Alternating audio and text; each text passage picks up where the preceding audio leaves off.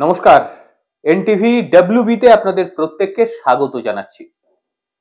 একেবারে ভারত, আমেরিকা, পাকিস্তানকে পেছনের সারিতে ফেলে দিয়ে এগিয়ে এসেছে আমাদের পাশের দেশ বাংলাদেশ। একেবারে এটা প্রত্যাশিত ছিল যে তারা এগিয়ে আসবেই, কারণ যেভাবে তারা অধ্যাবসায় রেখে দিয়েছিল তাতে এগিয়ে আসাটা শুধু সময়ের অপেক্ষা ছিল। একেবারে 2025 সালে যে নতুন লিস্ট বেরিয়েছে তাতে ভারত বা আমেরিকা কিংবা পাকিস্তান তারা অনেক পেছনে রয়েছে, এগিয়ে এসেছে আমাদের পাশের দেশ। তবে এই বিষয়টা ভালোর দিক না খারাপের দিক সেটা অবশ্য বিচার করবেন আপনারা। বিভিন্ন মাপকাঠি তৈরি হয়, তো যেমন ক্ষুধার সূচক তৈরি হয়, যেমন দরিদ্র মাপার মাপকাঠি তৈরি হয়, তেমনি দুর্নীতি মাপা হয়েছিল। বিষয়টা কি? করাপশন পারফেকশন ইন্ডেক্স, মানে মাপা হয়েছিল যে কোন দেশের ঠিক কতটা দুর্নীতি, কোন দেশের রন্ধ্রে রন্ধ্রে দুর্নীতি ছড়িয়ে রয়েছে। তারপরেই একটি তালিকা প্রকাশ করা হয়। এই তালিকাটা কারা প্রকাশ করেছে? সম্প্রতি এই তালিকা প্রকাশ করেছে একটি সংস্থা, ট্রান্সপারেন্সি ইন্টারন্যাশনাল। এরাই মূলত এই তালিকা প্রকাশ করেছে। কি রয়েছে সেই তালিকার ভেতরে এটাও এবার জানতে হবে।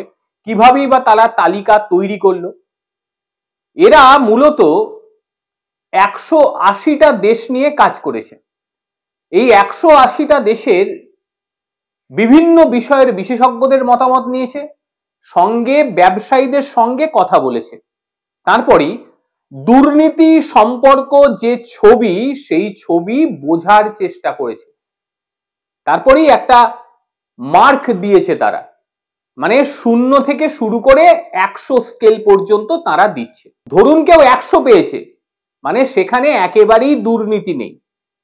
আর যে 0 বা 0-র কাছাকাছি পেয়েছে সে পুরোপুরি দুর্নীতিগ্রস্ত। এরকম একটা তালিকা প্রকাশ করেছে। তার মানে তালিকাটা আমাদের কিভাবে দেখতে হবে? 100 সে ভালো, 100 থেকে যখনই আস্তে আস্তে আস্তে আস্তে কমতে শুরু করবে, খারাপ হতে হতে শুরু করবে। এটাই র‍্যাঙ্ক। আর বাস্তব বিষয় এটাই যে আমাদের প্রতিবেশী যত দেশ রয়েছে, মানে প্রতিবেশী কারা রয়েছে? নেপাল, ভুটান, পাকিস্তান, শ্রীলঙ্কা, এরা রয়েছে। তো প্রত্যেকের থেকে এগিয়ে রয়েছে আমাদের পাশের দেশ বাংলাদেশ। আমার কথা বিশ্বাস না হলে গুগল করে নিন, সদ্য প্রকাশিত হয়েছে এই তালিকা।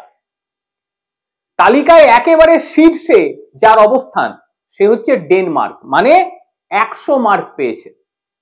সেখানে করাপশন নেই বললেই চলে। আর ডেনমার্কের পরে যার অবস্থান সে হচ্ছে ফিনল্যান্ড। ফিনল্যান্ডের পরে রয়েছে সিঙ্গাপুর, নিউজিল্যান্ড। এইরকমই 180টি দেশ নিয়ে চালানো হয়েছিল এই পরিসংখ্যান। এবার আমরা কথা বলি পাকিস্তানের। এই 100 থেকে, মানে 100 নাম্বার থেকে পাকিস্তান পেয়েছে 18.2। পার্শ্ববর্তী দেশ শ্রীলঙ্কা, সেখানে অবস্থা একটু ভালো, তারা পেয়েছে 28.7। আমাদের ভারতবর্ষের অবস্থা কোথায়? ভারতবর্ষেও তো দুর্নীতি রয়েছে, আমি তো মনে করতাম যে ভারতবর্ষে বেশি দুর্নীতি। ভারতবর্ষ পয়েন্ট পেয়েছে 32.5। এইবারে ভুটানের কথা বলি। ভুটান কত পেয়েছে? ভুটানে দুর্নীতি প্রায় নেই, 76.6। নেপাল আবার দুর্নীতিগ্রস্ত হয়ে গিয়েছে, তাদের পয়েন্ট দেয়া হয়েছে 27.3। চীনের র‍্যাঙ্ক রয়েছে 76 এবং আমেরিকার র‍্যাঙ্ক রয়েছে 76.5। এইবারে আপনারা বলবেন, কোথায় দাদা পাশের দেশ বাংলাদেশের কথা কেন বললেন না? বাংলাদেশের র‍্যাঙ্ক তো বলছি, বাংলাদেশের র‍্যাঙ্ক রয়েছে 13.0, মানে সবার থেকে এগিয়ে রয়েছে, সবার থেকে। যতগুলি দেশের কথা বললাম, ভারত তো 32.5, অনেকটা দূরে। এমনকি বাবার থেকেও ছেলে এগিয়ে গিয়েছে। বাবার যে পয়েন্ট সেটা হলো 18.2 আর বাংলাদেশের পয়েন্ট হচ্ছে 13.0। তারা যেভাবে অধ্যাবসায় রেখেছে তাতে হয়তো আগামী যে ভবিষ্যৎ আসতে চলেছে সেখানে তারা অবশ্যই মানে 1 অথবা 0-এর কাছাকাছি গিয়ে পৌঁছবে, এটা আমার দৃঢ় বিশ্বাস। কারণ তারা যে অধ্যাবসায়ের সঙ্গে কাজ করে চলে তাতে তারা এই কাজটা করতে পারে। আর ডেনমার্কের কথা দেখুন, মানে কিভাবে কত শান্তভাবে তারা থাকে, 100 মার্ক পেয়ে গেছে। ফিনল্যান্ডের কথা দেখুন, 97.4 পেয়ে গিয়েছে। ভুটানের বিষয়টা দেখুন, 76.6 পেয়ে গিয়েছে। মানে এখানে করাপশন একেবারেই নেই। আর করাপশনের দিক থেকে যদি তাকাই, আমাদের পার্শ্ববর্তী দেশগুলিতে সবার আগে সবার ওপরে যার নাম সে হচ্ছে বাংলাদেশ। এই দেশটার রন্ধ্রে রন্ধ্রে ঢুকে রয়েছে করাপশন। কারণ এরা ব্যভিচারী, এরা দুরাচারী। এরা তো পেছনে ছুরি মারা পাবলিক তো ছিলই, এরপরে নিজের দেশের সঙ্গে এরা কতটা দুরাচার করতে পারে এবার কাগজে কলমে প্রমাণ হয়ে গেল। গোটা পৃথিবীর মানুষ দেখে নিল যে এই বাংলাদেশ ঠিক কতটা দুরাচারী। আমরা বলছি না, আন্তর্জাতিক সংস্থার বক্তব্য, আমাদের নয়। আন্তর্জাতিক সংস্থায় এই তথ্য আমাদের সামনে এনেছে। এর মধ্যে আরো কিছু বিষয় অবশ্যই আলোচনার দরকার রয়েছে। গত 1 দশকের যা পরিস্থিতি তাতে আমেরিকার র্যাঙ্কিং এ ফারাক হয়েছে, মানে আমেরিকায় দুরাচার বেড়েছে। ঠিক একইভাবে ফ্রান্স, রাশিয়া রয়েছে, এদের র্যাঙ্কিং এর অবস্থানের পরিবর্তন ঘটেছে। ভালো কেউই নেই।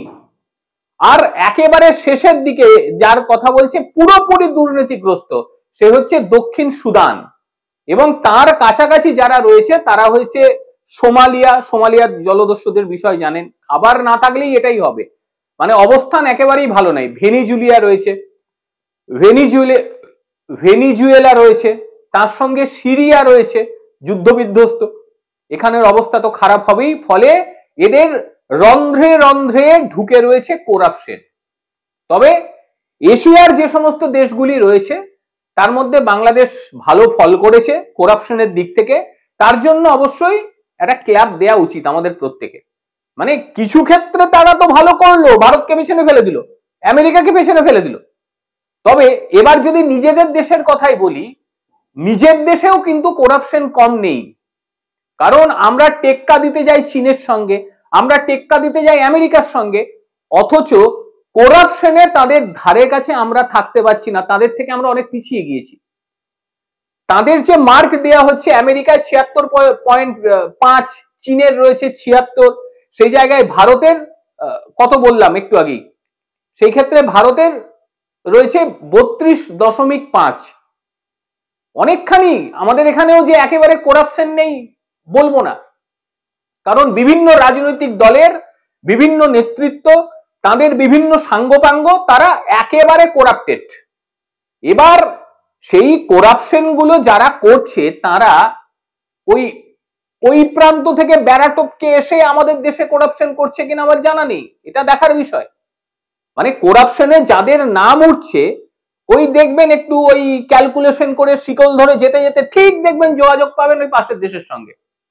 কারণ সমস্যাটা হয় কি, পাশে এরকম একটা নর্দমা, গন্ধ কর্দমার্ত একটা নর্দমা থাকলে পরে তার প্রভাব বা তার স্মেল আমাদের কাছে আসবেই। এটাই হয়েছে, এইটাই হয়েছে। তার পার্শ্ববর্তী যে সমস্ত আমাদের দেশের অংশ পড়েছে না, সে সমস্ত দেশে করাপশনের ভাগ একটু বেড়ে গিয়েছে। তার কারণ এটাই, একটা নর্দমা পাশে থাকলে পরে তার থেকে গন্ধ আসবে। যাই হোক, এটাই আমার আশা যে ভারতবর্ষ যখন চীন এবং আমেরিকার সঙ্গে পাল্লা দেওয়ার কথা চিন্তা করছে, সব ক্ষেত্রে অন্তত আমরা পাল্লা দিতে পারছি, সেই ক্ষেত্রে করাপশন গুলো ধীরে ধীরে দূর হবে। সেই পথে আমরা নিয়ে যেতে পারবো সাধারণ মানুষ। কারণ ওই সমস্ত ব্যভিচারী, অশিক্ষিত, মূর্খ এদেরকে ভোট দিয়ে মাথায় তোলা মানে করাপশন বাড়বে। কিন্তু একজন শিক্ষিত ভদ্রস্থ মানুষ যার মধ্যে করাপশনের চিহ্ন মাত্র নেই, এদেরকে যদি আমরা সামনে নিয়ে আসি, সেই ক্ষেত্রে আমাদের ভারতবর্ষের করাপশন ধীরে ধীরে কমবে। এটা সাধারণ মাথায় আমি এটাই বুঝতে পারি, এর থেকে বেশি কিছু নয়। যাই হোক, ভারতবর্ষ অনেক পিছিয়ে গিয়েছে, আমেরিকাও পিছিয়ে গিয়েছে, বাংলাদেশ তাদের বাবাকে পিছিয়ে দিয়ে এগিয়ে এসেছে করাপশনে। করাপশনের নাম্বার 1 এর দিকে তারা ধীরে ধীরে অগ্রসর হচ্ছে। একেবারে আমরাও চাইবো যে তারা খুব তাড়াতাড়ি নাম্বার 1 জায়গাটা নিয়ে নিক, মানে 1 বা 0-র কাছাকাছি তারা পৌঁছক, তাহলে একটা ভালো রেকর্ড তারা করতে পারবে। একটা দিকে তো রেকর্ডের দরকার, সেই রেকর্ডটা করবে। যাই হোক, আজকের প্রতিবেদন আপনাদের ঠিক কিরকম লাগলো অবশ্যই জানাবেন। প্রত্যেকে ভালো থাকবেন, সুস্থ থাকবেন। আবারও দেখা হবে অন্য কোনো দিন অন্য কোনো ভিডিওতে। ততক্ষণের জন্য নমস্কার, ভালো থাকবেন।